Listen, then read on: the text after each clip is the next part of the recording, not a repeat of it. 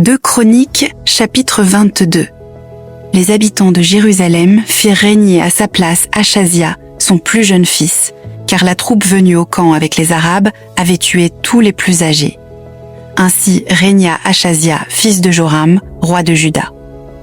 Achazia avait 42 ans lorsqu'il devint roi, et il régna 1 an à Jérusalem.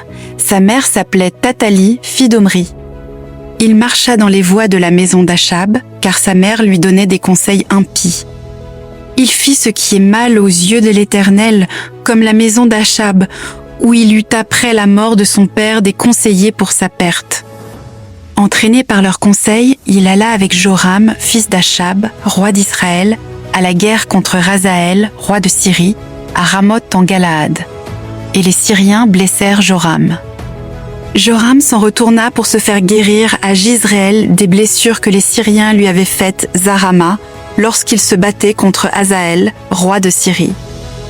Azaria, fils de Joram, roi de Juda, descendit pour voir Joram, fils d'Achab, à Jizréel, parce qu'il était malade. Par la volonté de Dieu, ce fut pour sa ruine qu'Achazia se rendit auprès de Joram. Lorsqu'il fut arrivé, il sortit avec Joram pour aller au-devant de Jéhu, fils de Nimshi, que l'Éternel avait oint pour exterminer la maison d'Achab. Et comme Jéhu faisait justice de la maison d'Achab, il trouva les chefs de Juda et les fils des frères d'Achazia, qui étaient au service d'Achazia, et il les tua. Il chercha Achazia, et on le saisit dans Samarie, où il s'était caché. On l'amena auprès de Jéhu, et on le fit mourir. Puis ils l'enterrèrent, car il disait « C'est le fils de Josaphat qui cherchait l'Éternel de tout son cœur. » Et il ne resta personne de la maison d'Achazia qui fût en état de régner.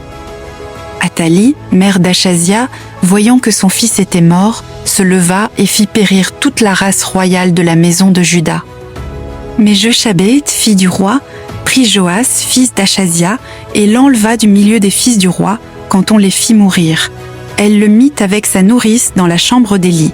Ainsi Joshabeth, fille du roi Joram, femme du sacrificateur Jéhojada et sœur d'Achazia, le déroba au regard d'Athalie, qui ne le fit point mourir. Il resta 6 ans caché avec eux dans la maison de Dieu, et c'était Athalie qui régnait dans le pays.